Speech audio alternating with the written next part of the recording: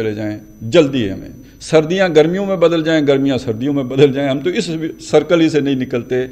کئی آپ نے اکثر دیکھا ہوگا، سردی آتی ہے انتظار ہوتا ہے یار کب یہ چھوٹی چھوٹی جو ہے دن ختم ہوں گے اور بڑی راتیں ختم ہو کے تو بڑے بڑے دن آئیں گے گرمیوں کے۔ اب تو وہ موسم کی شدت کا تو اتنا فرق نہیں پڑتا، ایئر کنڈیشن ہے، ہیٹر ہیں، فلانا ہے، لیکن یہ راتوں کا ایک چھوٹا بڑا ہونا اور دن کا چھوٹا بڑا ہونا یہ تو اب بھی اثر انداز ہوتا ہے۔ لہٰذا ہم بڑے دنوں میں تمنا کر رہے ہوتے ہیں کہ کب چھوٹے دن آئیں گے، اور چھوٹے دنوں میں تمنا کر رہے ہوتے ہیں کب بڑے دن آئیں گے، اور اسی پھیر میں چلتے رہتے ہیں، اس امید پہ کہ ابھی سردیاں آ جائیں گی، اس امید پہ کہ ان سردیوں کے بعد گرمیاں آ جائیں گی۔ تو یہ صبح ہوتی ہے، شام ہوتی ہے، زندگی یوں ہی تمام ہوتی ہے۔ تو حوث کو ہے نشاط کار کیا کیا، نہ ہو مرنا تو جینے کا مزہ کیا ہے۔ تو اب یہ سارے حالات واقعات دیکھ کے انسان کو ایک امید رہ جاتی ہے کہ بالآخر مر جائیں گے۔ اب تو گھبرا کے یہ کہتے ہیں کہ مر جائیں گے، اور منحصر مرنے پہ ہو جس کی امید، نا امیدی اس کی دیکھا چاہیے، تو اب گویا مرنے پہ امید ہو گئی۔ لیکن اصل ٹریجڈی کا آغاز تو مرنے کے بعد شروع ہونا ہے۔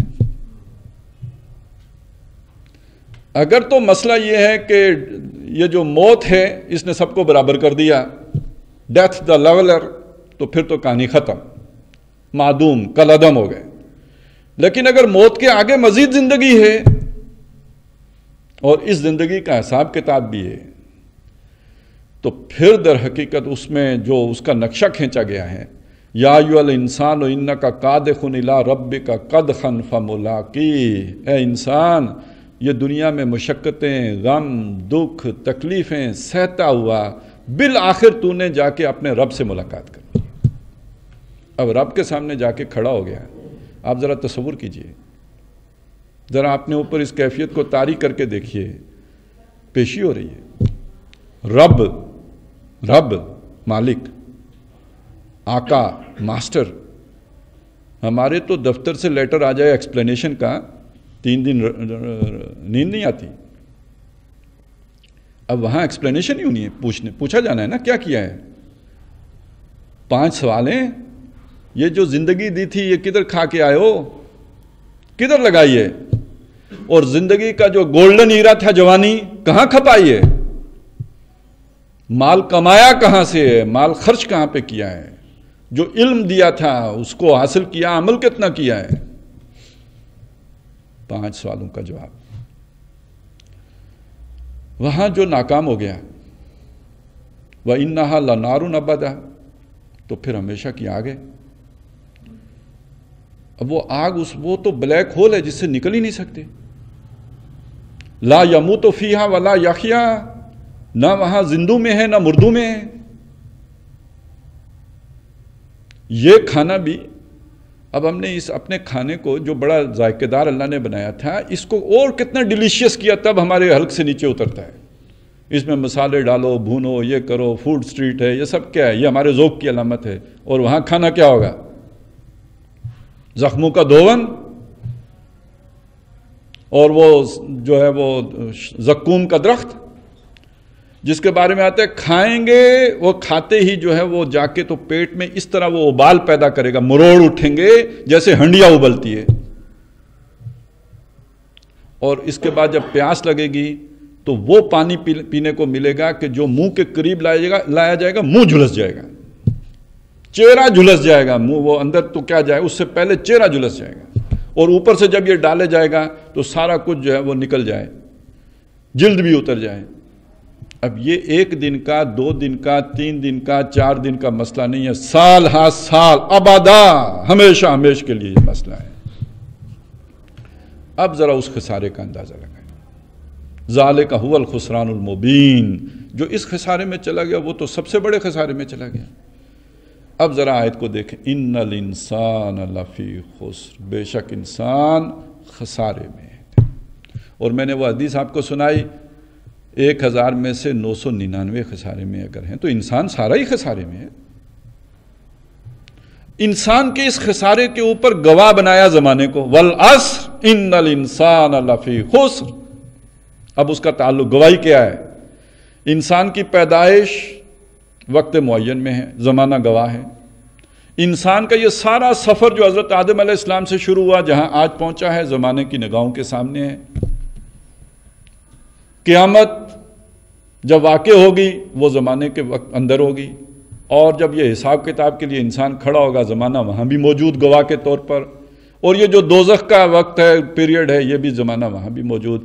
والعصر ان الانسان لفی خسر، انسان کی پوری تاریخ کی ناکامی کے اوپر زمانہ گواہ ہے۔ فرد کے حوالے سے دیکھیں تو اس فرد کے حوالے سے بھی زمانہ ایک اور اعتبار سے بھی گواہ ہے کہ وہ جو میں نے عرض کیا تھا کہ یہ پورا سرمایہ ڈوب جانے کی بات ہے، تو اصل سرمایہ ہمارا کیا ہے؟ دولت، شہرت، کوئی نہیں، اصل سرمایہ وقت ہے جو ہم لے کے آئے۔ 60 سال ہے، 70 سال ہے، 80 سال ہے، 90 سال ہے، اصل سرمایہ ہمارا وقت ہے۔ اس کا ہر بیتنے والا لمحہ در حقیقت میری ناکامی اور خسران کے اوپر مہر لگا کے جا رہا ہے، ثابت کر رہا ہے کہ میں ناکام ہوں۔ غافل تجھے گھڑیال یہ دیتا ہے منادی، گردوں نے گھڑی عمر کی ایک اور گھٹا دی۔ اچھا، ہم آگے دیکھ رہے ہیں، جلدی سے گھٹے، آگے بڑھیں، یہ سردیاں نکلیں، گرمیاں آئیں، لیکن یہ نکلنے والی سردیاں گواہ دے گئیں کہ میری یہ سردیاں بھی غفلت میں گزر گئیں، میری وہ لمبی راتیں بھی کسی اور ہی کام میں صرف ہو گئیں۔ ہر گزرتا لمحہ در حقیقت انسان کے خسارے کے اوپر مورے ناکامی ثبت کرتے ہوئے گزر رہا ہے۔ والعصر ان الانسان لفی خسر۔ اب یہاں پہنچ کے وہ 4 چیزیں بیان کی جو اس خسارے سے بچانے والی ہیں، وگرنہ انسان خسارے میں ہے، سب خسارے میں ہیں، سوائے ان کے جو یہ 4 چیزیں پوری کر لیں: ایمان، عمل صالح، تواصی بالحق اور تواصی بالصبر۔ 4 چیزیں پوری کر لیں، چاروں پوری کر لیں، اور میں نے بتایا یہ آپس میں جڑی ہوئی ہیں۔ ایک پچھلی دفعہ سوال بھی ہوا تھا کہ عام طور پہ ایمان اور عمل صالح کا ذکر آتا ہے، تواصی بالحق اور تواصی بالصبر کا ذکر تو صرف یہاں پہ آیا ہے۔ آپ دیکھیے یہ قرآن مجید ہے، مختصر ترین صورت ہے، باقی جب طویل طویل صورتوں میں صرف ایمان اور عمل صالح کا ذکر کیا، لیکن اس مختصر صورت میں عمل صالح کے ساتھ تواصی بالحق جو عمل صالح ہی کا ایک شعبہ ہے، اور تواصی بالصبر جو عمل صالح ہی کا ایک حصہ ہے، اس کو یہاں پہ علیحدہ بیان کر دیا۔ کیوں؟ اس لیے کہ اس صورت کا موضوع نجات ہے، اس صورت کا موضوع ہدایت ہے، لہذا اس ہدایت کے لیے عمل کا کوئی غلط تصور نہ آ جائے، اس کو کھول کر بیان کر دیا، زیادہ تفصیل کے ساتھ بیان کر دیا، وضاحت کے ساتھ بیان کر دیا، اس میں تواصی بالحق اور تواصی بالصبر کو بھی شامل کر لیا۔ اب دیکھیے جو ایمان کا لفظ ہے، اس کی تشریح تو ہم آگے چل کر انشاءاللہ کریں گے، ہمارے موضوعات میں آئے گا یہ۔ یہاں پہ مختصراً میں ایک بات عرض کر دوں، ایمان کسے کہتے ہیں؟ ہم نے کبھی اس طرح شاید غور بھی نہ کیا ہو، لیکن یوں سمجھ لیجئے، بلکہ یہ کہ ایمان اور عمل اور اس کی طرف آنے، وہ جو میں نے ربط بیان کیا تھا اس کی ایک چھوٹی سی وضاحت اور کر دوں، جو جڑی ہوئی ہیں یہ آپس میں، مجھے ایک بڑی اچھی سی مثال ذہن میں آ گئی ہے تو وہ بات مؤکد ہو جائے گی۔ وہ یہ ہے کہ دیکھیں کسی بھی ایک انسان جو شریف النفس انسان، ایک صحت مند نفسیاتی طور پر، جسمانی طور پر نہیں کریں، ایک یوں سمجھے جس کے اندر ایک پختہ سیرت و کردار کا انسان، اس کا معاملہ کیا ہوتا ہے کہ اس کے سامنے کوئی بھی پرابلم آئے، کوئی مسئلہ آئے، کوئی تنازع آئے، اس کی سوچ میں پہلی بات کیا آئے گی؟ اس کی حقیقت معلوم کی جائے کہ یہ تنازع ہے کیا۔ میاں بیوی کی لڑائی ہو گئی، اب ان کے رشتہ دار ہیں، ان میں سے جو بھی کامن سینس رکھتا ہوگا، ایک سیانہ بندہ ہوگا، وہ سب سے پہلے اس کی حقیقت جاننے کی کوشش کرے گا، دونوں فریقوں کو سنے گا، ایک کی بھی سنے گا، دوسرے کی بھی سنے گا، طے میں پہنچنے کی کوشش کرے گا کہ اصل حقیقت کیا ہے۔ حقیقت کی تلاش، یہ پہلا کام ہے۔ اندازوں پر بات نہیں کرنی، محض پراپیگنڈے سے متاثر نہیں ہونا، سنی سنائی پر نہیں چلنا، حقیقت کی طے میں پہنچنا، یہ پہلے تقاضا ہے۔ دوسرا کیا ہے؟